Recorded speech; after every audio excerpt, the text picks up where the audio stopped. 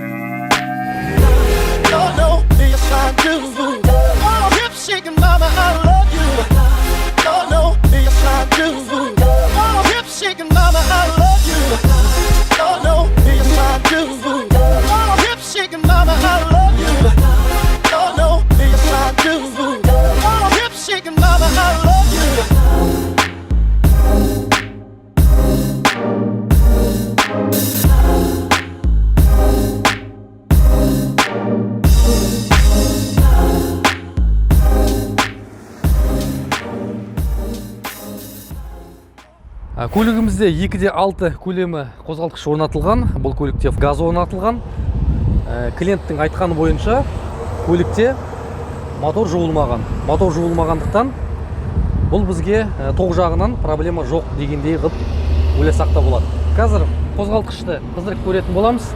Қыздырғанда қандай дұрыс істемейтіндігі, дұрыс істейтіндігін соны байқайтын боламыз. Және 6 цилиндрдегі 6 катушкасын, 6 цилиндрдің зажиганиесін, форсункаларын барлығын қарайтын боламыз. Және де головка жағында көретін боламыз. Қандай проблемасы бар екен. Түсіріп болғаннан кейін, қандай проблемалар болған, тапқаннан кейін көлікке иесін кішкене сөйлесіп, сауда бар шығар деп ойлаймыз. Бастапқы баға 1.900.000. Соны ұмытпаймыз. Көлікте қазір айдап келе жатырмыз. Айдағанда беріліс қорабы ондай қатты теппей тұр. Қатыға салған кезде ондай қатты проблема жоқ. Көлікте бізде беріліс автоматты беріліс қорабы. 20 мен 40-тың арасында сәл бір ұрғандай болады, бірақ ол майын ауыстырылғаннан кейін кетуі мүмкін. Қазір енді өзім отырмын. Пассажир жағынан былай ондай қатты іркілдеу жолда ешқандай білінбейді. Көлікте тек қана қозғалтқышта кішкене проблема бар. Оны қазір ішке барып мотор тестімен тексеретін боламыз. Кішкене қатты тоқтағаннан қатты жүруінде кішкене разгоны нашарлау. 1-2 цилиндрінде ақау бар сияқты. Ол бірақ тоқ жағынан деп ойлап отырмын. Қазір сонда ішке гаражға барып тексеретін боламыз. Ал былай көлікте беріліс қорабы тебуі немесе іркуі ондай байқалынбайды. Қазір ішке барып тексерілетін боламыз. Көлікті қосқан болатынбыз. Көліктің қазір біз қыздырып қойған кезде, оталдырып қойған кезінде қазір свечаның жаққандарын қарап жатырмыз. Свечаның жаққандары, зажигание жағы барлығы жақсы, бірақ байқап тұрғаныңызда екінші цилиндр свечной проводы жасамайды деген сөз. Екінші цилиндрдің проблемасы бар, және бірінші цилиндрдің свечесінің арасы өте жақын тұрғанның белгісі болып тұр. Бірақ барлығында, сосын 4-ші цилиндрде проблема бар. 4-ші цилиндрдің горениесі бізде міне жасыл астындағы 0.6 свеченің жақындағы көрсетіп тұр. Екінші цилиндр мен 4-ші цилиндр бізде кішкене ақаулы жасап тұр деген сөз. Оны біз қазір қарайтын боламыз. Нақты екінші цилиндр мен 4-ші цилиндрдің қандай проблемасы бар екен. Бірақ бұлай толық қозғалтқыштың тоқ жағынан, свеча катушка жағынан барлығы жақсы жасап тұр деген сөз. Міне біз қазір бізде 780, 779, 780 оборот көрсетіп тұр. Холостойда ондай қатты ойнап тұрған жоқ. 25 жыл өтсе де көлік өзінің деңгейін жақсы жағдайда, мотор қозғалтқыштың деңгейі өте жақсы жағдайда деп көрсетеді. Қазір бізде екінші цилиндрдің ішін қарайтын боламыз, және 4-ші цилиндрді қарайтын боламыз. Себебі ол жерде бізде ең әлсіз цилиндрлердің біреуі болып тұр. Оны қазір ремені екен, немесе клапандарында проблема бар ма екенін қарайтын боламыз. Былай толықта қозғалтқышта проблема жоқ тоқ жағынан.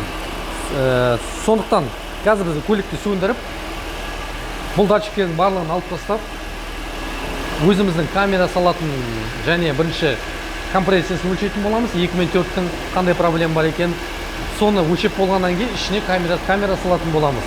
Себебі көліктің май жеуі жемеуі соғанда байланысты болып тұр. Ендеше қазір цилиндрді ашатын боламыз. 2 мен 4-ші цилиндрді қазір ашып қарайтын боламыз. Екінші цилиндр жаңа мотор тестер айтқандай арасы жақындалып кеткен. Көрінетін болса. Көріп тұр ма? Арасы жақын болып кеткен. Арасы жақын болса да жақпайды деген осы міне. Және де екінші цилиндрді қараймыз қазір. Екінші цилиндрде қандай проблема бар екен? Екінші цилиндрде қайта іші желініп кеткен, арасы ашылып кеткен. Сол арасы ашылып кеткеннен кейін, көлікте жағылмай тұр деген диаграмма шықты. Осыны қазір кішкене арасын кеңейіп қатыратын боламыз. Одан проблема ештеңе жоқ. Проблема свечадан болып тұр, екі проблемада. Катушкасының жаңа сопротивлениесінің мультиметрмен қараған кезде барлығы жақсы, ештеңе проблема жоқ. Енді соңғы біздің камерамен қарайтын боламыз. Бұл біздің камерамыз. Екінші проблема, екінші цилиндрде қандай проблема бар екен? Бір қарап жөрейік. Сонымен сосын көлікті қорытынды шығара берсек болады. Кәне, я бисмилла салайық. Қазір цилиндр жоғарыда тұр. Цилиндр жоғарыда тұрғасын 4-ші цилиндрдің жағдай положениесі үстінде тұрған шығар.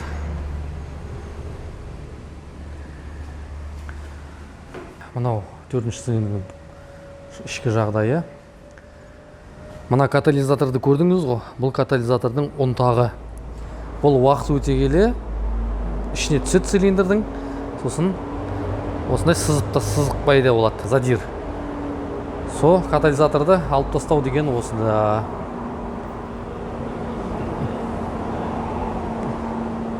Кәнеге кішкене нагар бар екен, бірақ цилиндрлердің жағдайлары жақсы. Ондай проблема жоқ. Бұрын су кірген или свеча ауыстырған кезде май тамшылап, майдың қарасы қалып қойған. 4-ші цилиндрде проблема жоқ. Проблема тек қана свечадан болып шықты. Қазір екінші цилиндрді қарайтын боламыз. Енді екінші цилиндрді қараймыз қазір.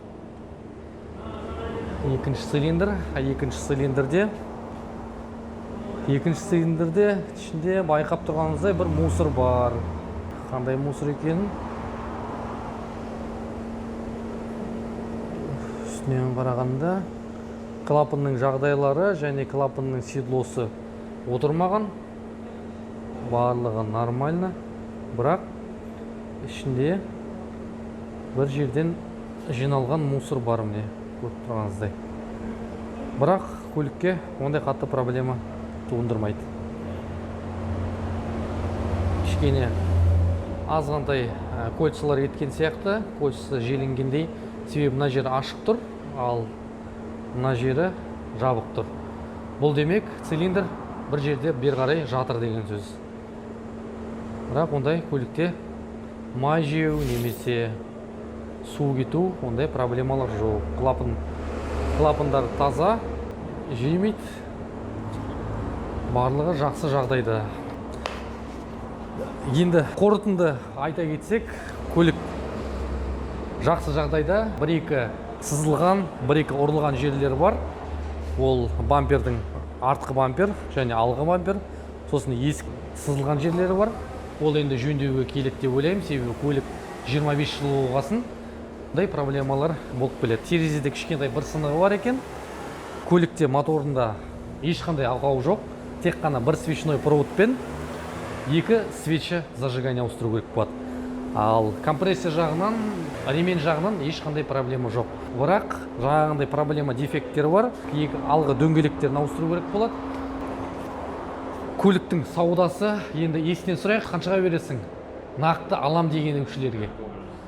1 900 000, 1 750 000. Қалай ойлайсың? Егер алатын болсаң. бәлкім 1.850.000-ге де немесе 1.800.000-ге де беріп қалуы да мүмкін. Сондықтан бұл кісі, бұл Ауdiдің иесінің номері дәл осы астына қоя кетем. Осы жерден звондаңыздар, WhatsApp-қа жазыңдар, хабарласыңдар. Ал диагностика және ремонт керек болса, сіз дәл осы үстінде номерін қоя кетем. Сол жерге маған хабарлассаңдар болады. Осылай міне Audi A6 S4 шанағындағы техникалық шоғыл бізде бітті. Ұнағандар болса лайк басып жазылып кеткеніңізді сұраймын, және де группаларға таратып жібергеніңізге өте жақсы болар еді. Барыңызда сәттілік.